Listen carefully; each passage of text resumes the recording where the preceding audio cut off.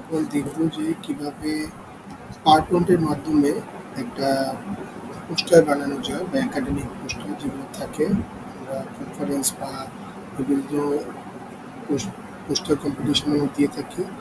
তো এই পোস্টার কম্পিটিশনের জন্য বেশিরভাগ ইউজ হয় ৩ ধরনের software: Canva, for Illustrator and for PowerPoint। কিন্তু একাডেমিক কাজগুলো বেশিরভাগ দেখা যাচ্ছে যে PowerPoint এর মাধ্যমে করা হয়, কারণ PowerPoint এ মানে একাডেমিক একটা ভাইব থাকে, ভাইব রাখা যায়, অন্যান্য তো রাখা যায়, কিন্তু এটা অনেক এক্সপার্ট হতে হয়। তো আমি আজকে আপনাদেরকে জাস্ট নর্মালি কীভাবে পাওয়ার পয়েন্টের মাধ্যমে আপনারা একটা পোস্টার বানাতে পারেন সেটার উপরে আমি দেখাবো। তো প্রথমে পাওয়ার পয়েন্টে যাওয়ার পরে আপনাকে অবশ্যই একটা ব্ল্যাঙ্ক প্রেজেন্টেশন নিতে হবে।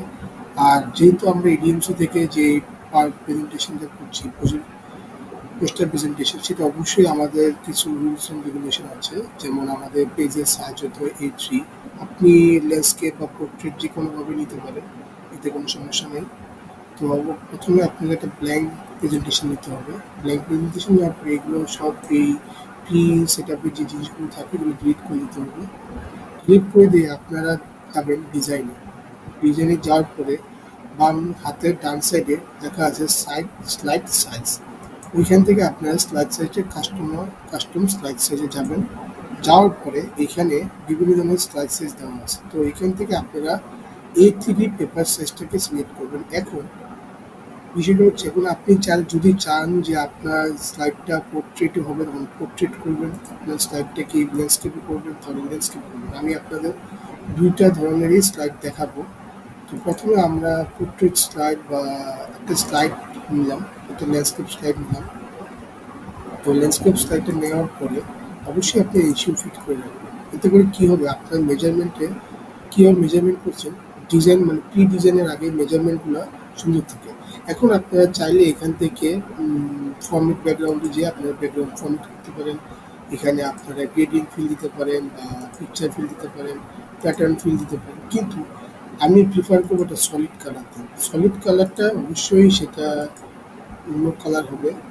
তো এখন আপনাকে আর পোস্টারের মধ্যে সবচেয়ে ভালো হয় হালকা বা লাইট কালার ইউজ করা। যেমন যদি আপনার রেড ইউজ করেন, রেড ইউজ করার ক্ষেত্রে আপনাকে অবশ্যই মানে হালকা রেড, একদম ডিপ বা ডার্ক রেড ইউজ করে যাবেন। এই জন্য ধরেন আপনার একটা ফিল দিলেন বা একটা কালার পছন্দ হলো আপনার ডিপ ব্লু। এখন আপনি এটা ট্রান্সপারেন্সিটাকে কমায় বাড়ায় কালারটাকে কন্ট্রোল করতে পারেন। এখন আমরা অটোমেটিক কালারেই কাজটা করে দেখাবো ফার্স্টে। এখন আমাদের কাজ হচ্ছে ফরম্যাটগুলো বোঝানো। এখন প্রথম ফরম্যাট হচ্ছে ইনসার্টে যে আমাদেরকে শেপ টুল নিয়ে কাজ করতে হবে। এখানে বিভিন্ন ধরনের শেপ টুল আছে। এখানে শেপ টুলগুলো নিয়ে প্রথমে আপনাকে যেটা করতে হবে, অবশ্যই আপনাকে একটা হেডিং রেক্ট্যাঙ্গেল তৈরি করতে হবে। হেডিং রেক্ট্যাঙ্গেলটা আপনি আপনার পছন্দ মতো সাইজ তৈরি করবেন। এখন এই যে শেপ ফাইলের কালার এর বর্ডার লাইন চেষ্টা করবেন যে শেপ আউটলাইনগুলো নো আউটলাইনে ইউজ করার জন্য, নাহলে শেপ আউটলাইনগুলো মানে চোখে ধরে। তো আপনারা নো আউটলাইনে কাজ করার ট্রাই করবেন। নেক্সট শেপ ফাইলের থেকে শেপ ফাইলের কালার, যদি আপনি কালার না দেন সেখানে কালার দেবেন না। যদি কালার না দেন তখন একটু শেপ আউটলাইনটা দিয়ে কাজ করবেন। যখন কাজ শেষ হয়ে যাবে তখন যখন আপনি ফাইনাল শেপ করবেন তখন প্রত্যেকটা শেপ আউটলাইনগুলো ডিলিট করে দেবেন। তাহলে দেখা যাবে যে শেপ আউটলাইন থাকবে না। কিন্তু আমি প্রিফার করি যে একটু কালারফুল শেপ ফাইল হলে দেখতে সুন্দর লাগে, তো আমি অবশ্যই কালার দেবো। তো কালার সাপোজ ধরেন আমি একটা নর্মাল একটা হালকা ব্লু কালার দিলাম। তো আমার এটা হচ্ছে শেপ ফাইল, আমার অবশ্যই শেপ ফাইলের মধ্যে কোনো ধরনের আউটলাইন থাকবে না। আমি আউটলাইন দিলাম না, নো আউটলাইন। এখন এটার মধ্যে আপনার টেক্সট থাকবে। টেক্সটের জন্য আমি প্রিফার করি ইনসার্টে যাওয়ার পরে ওয়ার্ড আর্টে কাজ করা। ওয়ার্ড আর্টে যেমন নর্মাল টেক্সট আছে বা নর্মাল শ্যাডো টেক্সট আছে, বিভিন্ন টেক্সট সিস্টেম আছে। এখান থেকে টেক্সট হিস্টোরি নিয়ে এখানে কাজ করবেন। যেন আপনার নাম লিখবেন, আপনার নাম নেম দিবেন। নাম দেওয়ার পরে ফার্স্ট অফ অল দিবেন university university of Asia Pacific.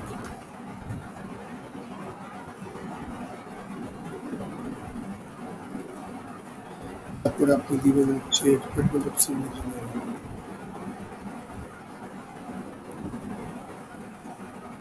Civil engineering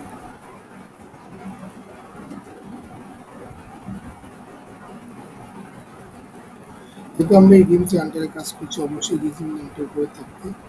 তখন আমরা লিখব এনভায়রনমেন্ট অ্যান্ড ডিজাস্টার ম্যানেজমেন্ট।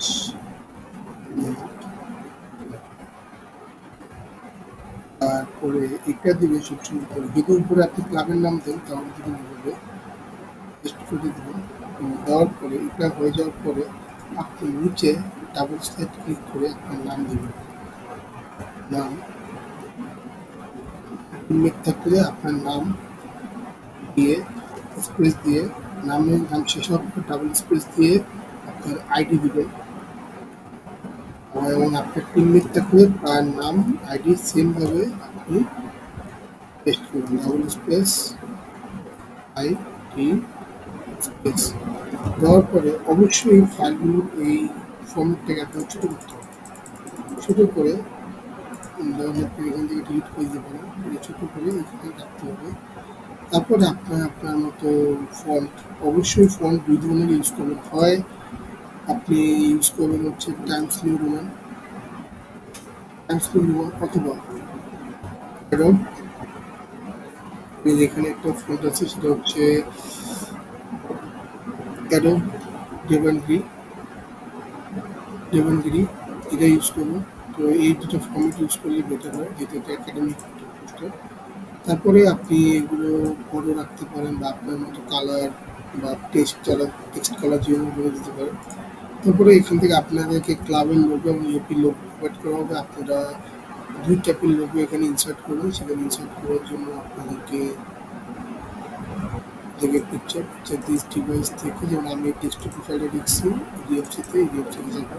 যেমন আমার কালারটা এখানে আছে একটু ব্লু কালারের, তো আপনি চিন্তা করতেছেন আমার ফার্স্ট প্রিন্টের যে কালার আছে সেটা আমি দেবো। তো ওটাকে সুন্দর করে হাতের ডান সাইডে হচ্ছে ক্লাব লোগো, এবং ইনসার্টে যে আমার এক্সচেঞ্জে যে দিস ডিভাইসে যে সেম ভাবে আমি ইউপি লোগোটা আমি চেষ্টা করবো যাতে দুটো জিনিসই সেম সাইজের থাকে, বা এই জন্য আমি অবশ্যই এখানে নিয়ে আসবো।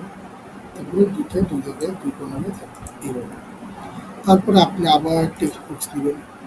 এখন আপনি টেক্সট বক্স নিয়ে কাজ করবেন। টেক্সট বক্স থেকে আপনি এখান থেকে টেক্সট বক্স নেবেন, অথবা আপনি এটা কাজ করতে পারেন যে বিভিন্ন টেক্সট বক্সগুলোকে ডুপ্লিকেট করে আপনারা এটাকে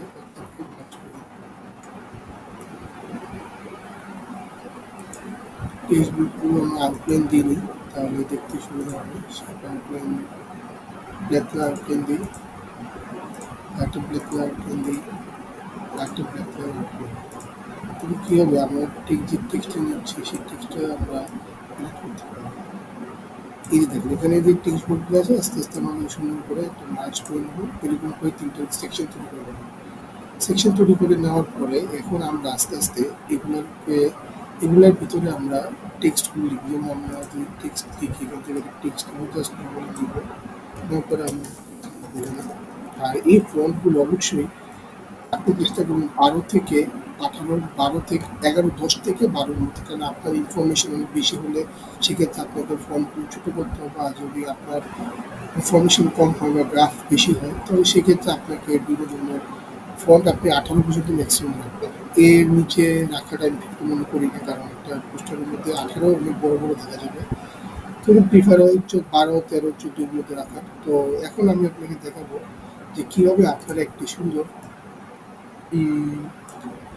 গ্রাফ টুল ইউজ করতে পারেন, মানে ডিজাইন টুল ইউজ করতে পারেন। তো প্রোটোটাইপ দেওয়ার ক্ষেত্রে আপনাকে যেতে হবে ইনসার্টে যে স্মার্ট আর্টে গিয়ে আপনি লিস্ট ভিউতে প্রোটোটাইপের জন্য লিস্ট ভিউগুলো খুবই সুন্দর থাকে।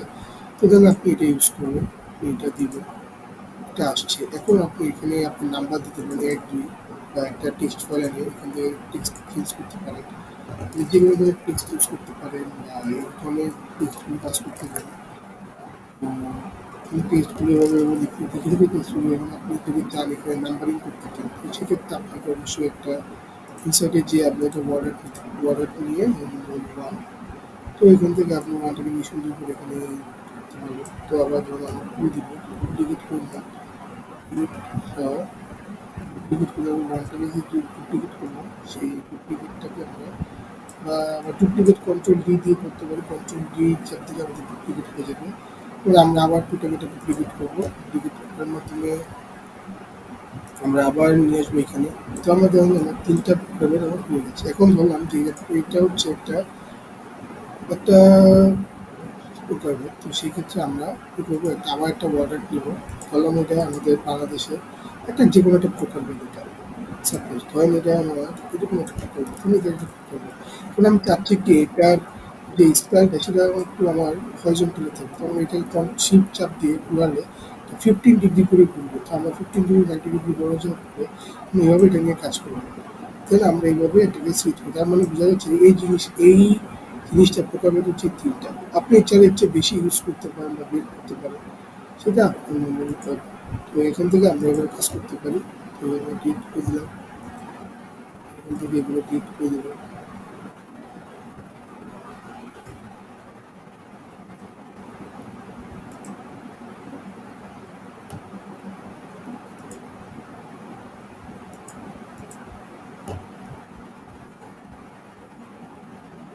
এবার আপনি আপনার ইনফরমেশনগুলো আপনি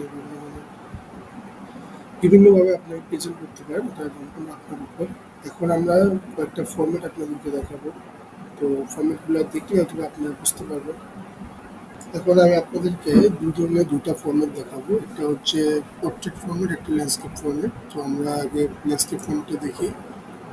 এটা হচ্ছে গতবারের একটা ল্যান্ডস্কেপ ফর্মেটের পোস্টার ছিল। দেখেন এখানে ৪টা, যেমন আমি এখানে ৩টা সেকশন করে দেখাইছি।